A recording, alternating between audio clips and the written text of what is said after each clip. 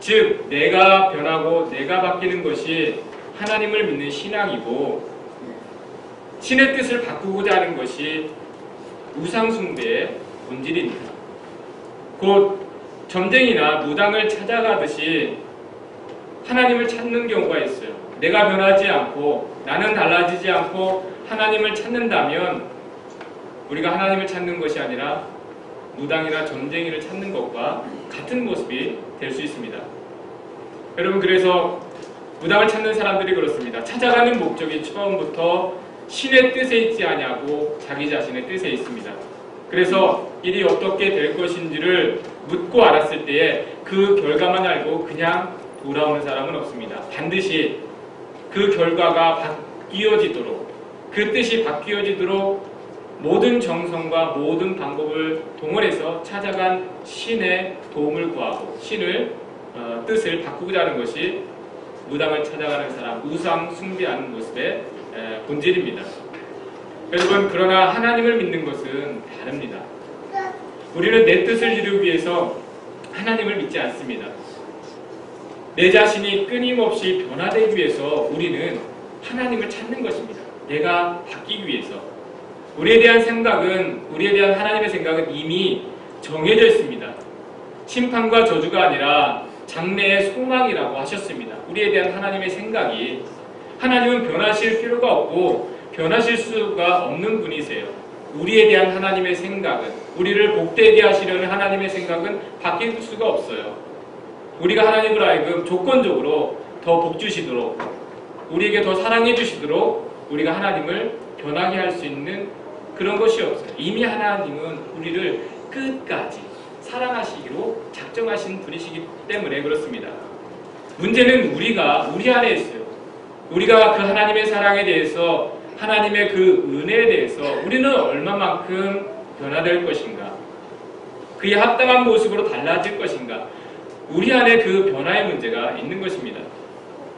여러분, 문제는 늘 우리 안에 있는 것이죠. 우리의 생각에 지금 눈앞에 보이는 문제가 변화되길 원하지만 근본적으로요, 하나님은 우리가 변화되기를 원하세요. 우리가 달라지기를.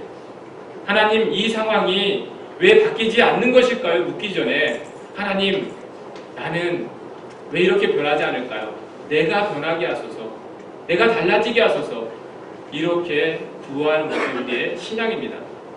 우리는 하나님을 믿은 이유로 이러한 변화의 과정이 나타나고 있습니까? 우리는 얼마만큼 하나님을 믿고 난 이후에 나의 삶의 자리나 내 생각이나 그러한 것들이 변해져 있습니까? 아니면 여전히 나는 바뀌지 않고 하나님이 무엇인가 바꾸어 주기만을 계속해서 구하고 있습니까? 하나님을 믿는 믿음은 우리에게 있어야 될 변화를 요구합니다. 그리고 그 변화의 핵심은 순종입니다. 세상 사람들도 스스로를 변화시킬 수 있어요. 바뀔 수가 있습니다. 말과 생각과 행동이 달라질 수가 있습니다. 정말 그 사람 달라졌다라고 할 만큼 세상 사람들 안에서도 변화의 모습들이 있을 수가 있습니다. 그러나 하나님 안에서 나타나는 변화와 다른 점은 순종입니다. 믿는 자들의 변화는 순종이고 세상 사람들의 변화는 자기 자신을 위한 개선에 불과합니다. 하나님 안에서는 순종이 없이는 변화가 없습니다. 그래서 우리는 그 변화를 반드시 말씀과 관련되어 나타나야 합니다. 말씀을 통해서만 순종할 수 있기 때문에 그렇습니다. 말씀이 없이는 순종할 수가 없어요. 하나님의 뜻을 따른다고 하면서도 결국에는 자기의 뜻입니다. 그래서 우리의 변화는 어느 시점이 아니라 과정이라고 이야기를 하는 겁니다. 믿음의 변화는 과정이에요. 그때 변화된 게 아닙니다. 지금 변화되고 있는 게 믿음이에요. 왜 그렇습니까? 내가 지금 말씀을 듣고 청종하는 가운데, 듣고 따르는 가운데만 변화될 수 있기 때문에 그렇습니다. 변화는 시점이 아니에요. 과정이라고 합니다. 지금 말씀을 내가 가까이 하고 말씀을 청종하는 것이 순종이고 우리의 변화입니다. 아무리 그 사람이 하나님을 믿고 변화된 것 같았어도 어느 순간에 말씀을 가까이 하지 않으면 순종이 있을 수가 없고 변화는 사라집니다. 변화는 변질로 바뀝니다. 성경에서 나오는 사람들의 대부분의 문제들이 그렇습니다. 오늘날 그리고 우리 믿는 사람들의 문제도 그렇습니다. 변화된 것 같았는데 어느 순간에 다시 예전의 모습으로 돌아가 버리는 것입니다. 믿음 안에 하나님에 대한 순종이 멈추는 순간 그 믿음은 변화가 아니라 변질되어지는 것을 성경을 통해서 오늘날 우리 삶의 자리를 통해서 우리가 볼 수 있는 모습들입니다. 여러분, 오늘 말씀에 이 역대기 왕들의 모습이 나옵니다. 우리가 계속 큐티를 통해서 보고 있는 말씀들. 오늘 본문의 요아스 왕도 40년 가까이 하나님의 뜻을 구하며 살아온 신실한 왕이었습니다.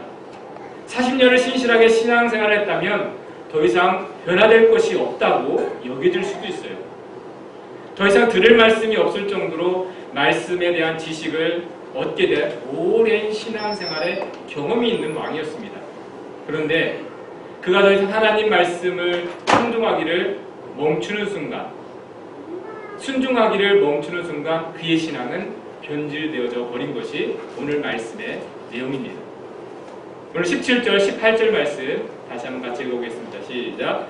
여호야다가 죽은 후에 유다 방백들이 와서 왕에게 전하매 왕이 그들의 말을 듣고 그의 조상들의 하나님 여호와의 전을 버리고 아세라 우상과 우상을 섬겼으므로 그동안 요아스 왕에게 하나님의 말씀을 가르치고 전해준 사람이 제사장 여호야다였습니다. 어린 나이에 왕위에 오르게 되었지만 하나님의 말씀에 귀를 기울이는 가운데에 나라가 안정을 되찾고 평안을 유지할 수가 있었습니다. 요아스 왕이 7세의 왕이 올랐어요. 무엇을 할 수 있었겠습니까? 혼란은 더 가중됐을 거예요. 반역으로 아버지가 죽임을 당했어요. 그의 생명도 그의 나라도 위태로운 상황입니다. 하지만 나이에 상관없이 그가 하나님의 말씀을 청종했을 때에 오히려 나라가 안정을 되찾고 오히려 나라 안에 긍정적인 변화들이 나타났습니다. 40년을 평안하게 다스렸어요. 그가 하나님 말씀을 듣고 순종하는 가운데에 자신의 신앙뿐만 아니라 백성들의 신앙을 새롭게 했습니다. 그게 우리가 하나님을 청종하는 가운데 나타나는 우리 안의 변화입니다. 하나님 말씀을 따르게 되면 제일 먼저 우리 영적인 갱신들, 신앙의 변화들이 나타나게 되는 것입니다. 그러한 변화가 있었을 때 하나님도 그 가운데, 그의 나라 가운데 함께 하셔서 하나님의 은혜가 있었던 것입니다. 그런데 여호야다가 나이 많아 죽게 되었을 때 요아스 왕이 더 이상 하나님의 말씀 듣기를 그치고 그에게 찾아온 방백들의 말을 듣게 되었습니다. 방백들은 나라의 지도자들입니다. 세상의 정세와 변화에 대해서 밝은 자들입니다. 그들의 말을 듣고 보니 하나님을 믿는 신앙은 너무 순진해 보였던 것 같습니다. 세상의 변화는 빠른데 하나님을 믿는 신앙은 너무 세상에 뒤처져 있다라고 생각을 했던 것 같습니다. 요아스 왕이 그 이후에 행한 일들을 보니 그래요. 그래서 세상을 본받지 말라는 하나님의 말씀을 버리고 당시 앞서가는 많은 나라들이 섬기는 우상들을 들여와서 섬기게 되었습니다. 이방 나라의 문화들을 받아들이게 되었어요. 곧 하나님께 대한 순종이 아니라 세상의 유행, 성공, 힘의 논리를 따르기로 한 것입니다. 여러분, 우리의 신앙이 하나님께 대한 순종을 목표로 삼지 아니하면 우리는 언제든지 이와 같은 이 유혹에 넘어가게 되어 있습니다. 우리도 하나님 말씀보다 세상에서 이루어지는 이야기들을 듣게 되면 마음이 조급해질 수가 있습니다. 내가 꼭 그것을 하지 않으면 손해볼 것 같고 나만 유익을 얻지 못하는 것 같고 나만 뒤처져지는 것 같은 그러한 생각에 우리도 마음이 흔들릴 수가 있어요. 유익을 따라 신앙생활을 한다면 어느 순간에 하나님 믿는 것이 유익이 없어 보입니다. 어느 순간에 이렇게 기도하는 것, 이렇게 예배드리는 것, 이렇게 말씀을 보는 게 무엇이 유익일까? 지금 사람들은 뛰어가고 앞서가고 그렇게 변해가고 있는데 우리의 신앙생활은 100년 전이나 1000년 전이나 예배의 형태는 똑같고 우리의 예배 모습은 달라지지 않고 우리는 좀 뒤처진 것 같고 그런 생각이 들 때가 있습니다. 왜요? 우리의 신앙을 유익으로 생각했을 때 여러분 그랬을 때에 방백들이 요시야 왕에게 한 말을 듣고 왕이 그동안 믿어왔던 하나님에 대한 신앙을 버리고 앞서가는 나라들의 그 우상들과 그 문화들을 받아들이게 된 모습이 오늘 말씀입니다. 아마 이 방백들이 요시야 왕에게 이렇게 이야기를 했을 것입니다. 나라를 위해서, 나라의 발전을 위해서 우리가 이제 변화해야 된다, 그 흐름을 따라가야 된다, 바뀌어야 한다 라고 말했을 것입니다. 그 말을 들은 요시야 왕도 하나님을 믿는 것보다 그 흐름을 받아들이는 것이 더 유익하다고 여겼던 것입니다. 그래서 그렇게 쉽게 그동안 믿어왔던 하나님을 버리고 신앙을 포기하고 그들의 우상의 모습들을, 신앙을 따라가게 된 것입니다. 그런데 그가 버린 것은 여러 가지 유익 중에 하나가 아니라 삶에 대한 모든 것을 버리는 그러한 어리석은 결정이었다는 것을 하나님 말씀하십니다. 오늘 20절 말씀 같이 보겠습니다. 함께 있습니다. 시작. 하나님이 같이 말씀하시기를 너희가 어찌하여 여호와의 명령을 거역하여 스스로 영통하지 못하게 하느냐 하셨나니 너희가 여호와를 버렸으므로 여호와께서도 너희를 버리셨느니라. 그들은 더 이상 하나님께 순종하기를 거부하였습니다.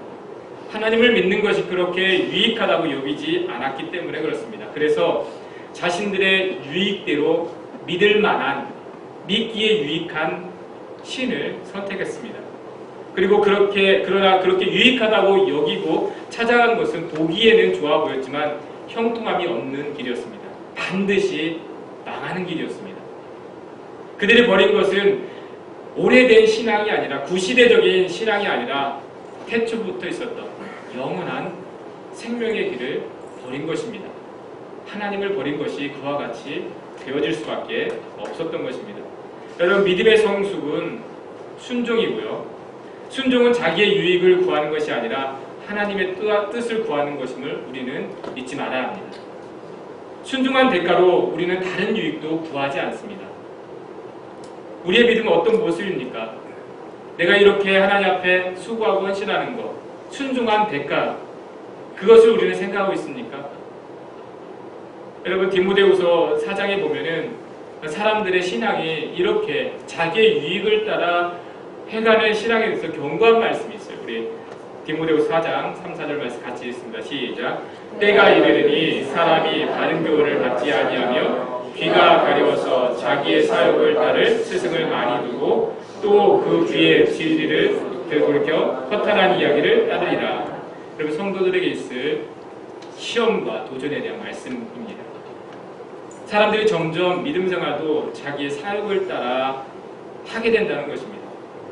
그래서 자기 만족을 구하게 하는 말들을 더 귀담아 듣고 그러한 말을 해주는 사람들을 더 따르게 된다는 것입니다. 하나님의 교훈이나 책망을 잘 듣지 않습니다. 귀가 가려워서 자기의 사욕을 따를 스승, 좋은 말만, 유익한 말만, 그리고 유익한 그런 이야기만 듣고 따라가는 신앙의 모습들이 이와 같이 나타날 수 있다는 것입니다. 여러분, 우리의 신앙은 하나님께 대한 이 순종에 목적을 두지 아니하면 우리의 신앙은요, 유익을 따라가게 됩니다. 유익을 따라가게 되면 반드시 우리가 눈으로 보기에 좋아 보이는 헛된 유익을 따라서 우리의 신앙은 달라지거나 변질되게 되는 것입니다. 여러분, 우리의 신앙이 하나님께 순종하는 것에 목적을 두어야만 우리의 신앙은 변화를 이어갈 수 있고 중간에 변질되지 않을 수가 있습니다. 순종이 목적인 신앙은요, 오직 하나님께만 주목하게 되기 때문에 그렇습니다. 여러분, 이게 중요한데요. 순종이 신앙의 본질이 되어야만 하나님만 주목할 수가 있어요. 시험에 들 일이 별로 없습니다. 왜요? 힘들어도, 때로는 어려워도, 이해가 안 돼도 내가 이 하는 순종이 하나님께 대한 것이기 때문에, 사람에 대한 것이 아니기 때문에 나는 변함없이 하나님을 향하여서 순종할 수가 있는 것입니다. 그런데 우리의 신앙이 그런 하나님께 대한 순종에 목적을 두지 않고 다른 것에 맞추어 있으면 일을 하면서 늘 시험에 듭니다. 내가 이렇게까지 했는데, 수고했는데, 하나님을 위해 헌신했는데 하나님은 나에게 해주시는 것은 없는 것 같고 교회는 알아주지 않는 것 같고, 여러분, 늘 우리 안에는 그러한 일로 인해서 시험에 들 수밖에 없는 것입니다. 여러분, 저와 여러분들은 하나님 믿는 때에 우리는 결단해야 됩니다. 어떤 결단이냐? 하나님께 대한 순종을 본질로 삼는 믿음을 갖기로 우리는 결단해야 됩니다. 우리는 어디까지 순종해야 됩니까? 그러면 죽는 자리까지, 곧 끝까지 순종을 해야 한다는 것입니다. 이것은 어떤 큰 일을 해야 한다는 것을 의미하지 않아요. 순종해야 한다고 했을 때, 죽기까지 순종해야 한다고 했을 때 어떤 대단한 일, 나의 삶의 모든 것을 내어놓고 순종하는 것, 그것을 의미하지 않아요. 때로는 아무것도 하지 않고 하나님 앞에 가만히 있는 것도 순종입니다. 오히려 그것이 더 어려운 순종이라고 할 수가 있어요. 광야에서 하나님이 이스라엘 백성들을 훈련시킨 방법이 그거예요. 광야에 있을 때 하나님의 구름 기둥이 오르지 않으면 몇 날 며칠이고 몇 달이고 가만히 기다려야 됐습니다. 그 뜻도 알지 못한 채 하나님 말씀하지 않으셨지만 가만히 있을 때 묵묵히 하나님을 기다리는 것, 그것이 가장 큰 순종의 방법이었습니다. 여러분, 때로는 이 고통을 감당하는 것도 순종입니다. 우리 안에 연약함, 아픔들이 있어요. 근데 때로는 하나님께서 우리도 알고 감당하게 하는 시련들, 아픔이 있을 수가 있어요. 하나님 왜 이것을 해결해 주시지 않습니까? 우리가 구할 때도 있지만 때로는요, 묵묵히 그러한 아픔이라든지 그러한 어려움이라든지 그것을 하나님 안에서 묵묵히 따르는 것도 하나님 원하시는 순종일 수가 있는 것입니다. 여러분, 순종은요, 어떤 큰 일을 감당하는 게 아니에요. 그럼에도 불구하고 그 자리에 있을 수 있는 것, 그럼에도 불구하고 내가 하나님 앞에 신실할 수 있는 것, 그것을 하나님은 우리의 순종이라고 말씀하십니다. 여러분, 미국 목사님 중에 제가 종종 그 말씀 듣고 좋아하는 이 목사님 중에 찰스 스탠리라는 목사님이 계세요. 여러분들도 많이 알고 계실 텐데요. 더노디에 제일 친례 교회, 미국 교회가 있습니다. 미국에서는 제일 유명한 목사님 중에 한 분입니다. 우리 애틀란타 더노디에 있는데 찰스 스탠리 목사님의 아들이 또 미국에서 또 제일 유명한 젊은 사역자 중에 하나는 앤디 스탠리예요. 노스 포인트 처치라고 또 애틀란타 북쪽에 있고 여러 교회를 이렇게 하고 있죠. 아들이 더 유명하죠. 앤디 스탠리. 그 아버지 찰스 스탠리 목사님이 이런 고백을 했습니다. 자신이 죽으면 묘비명에 이렇게 새겨지는 것이 소원이라고 합니다. 뭐냐면 결과에 상관없이 순종한 자. 이 묘비명을 얻는 것이 자기의 최고의 소원이라고 합니다. 이 목사님은 유명한 분이에요. 인정받는 분이에요. 존중받는 분이에요.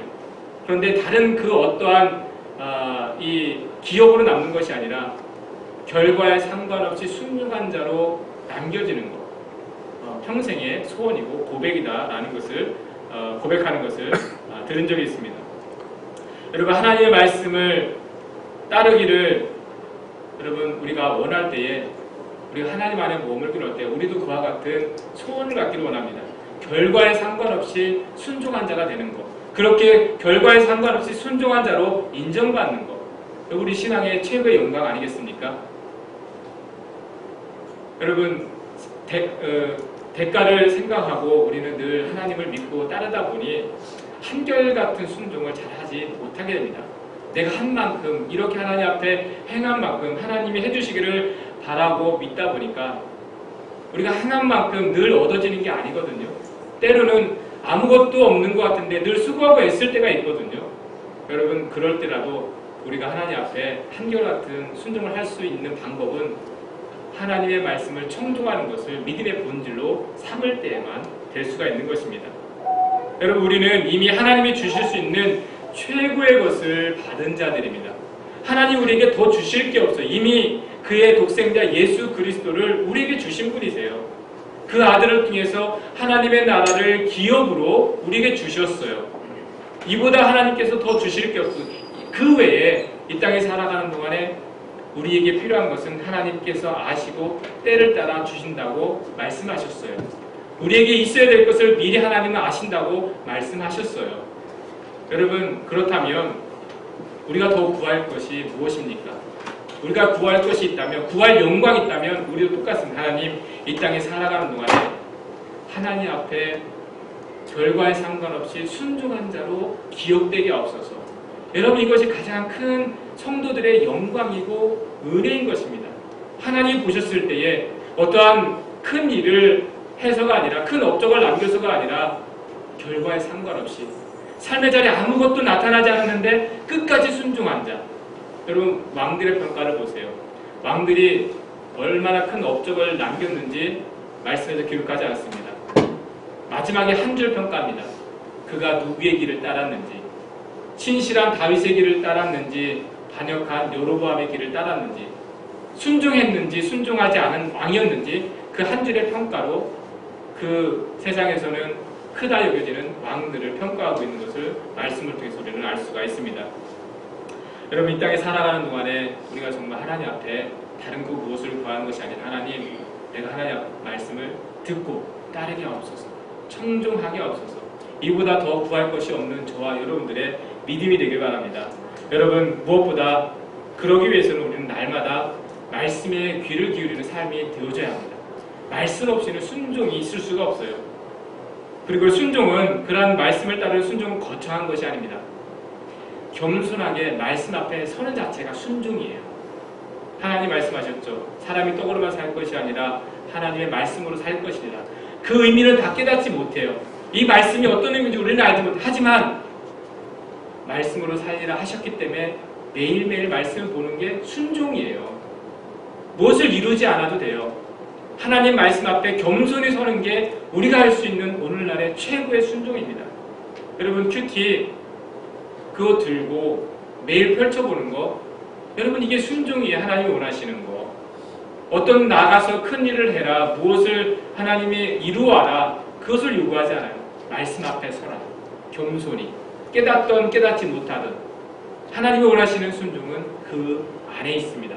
그러했을 때 작은 일 하나하나 하나님 말씀에 귀 기울여 따라가고자 하는 그 가운데 여러분, 알게 모르게 하나님께서 기이한 방법으로 우리 안에 행하신 놀라운 은혜 역사들이 있습니다. 저와 여러분들이 정말 겸손히 하나님 앞에 늘 듣고 따라가길 원하는 그 순종의 모습, 순종하는 것으로 믿음이 되는 저와 여러분들의 삶이 되시기를 주님의 이름으로 축원합니다. 기도하겠습니다.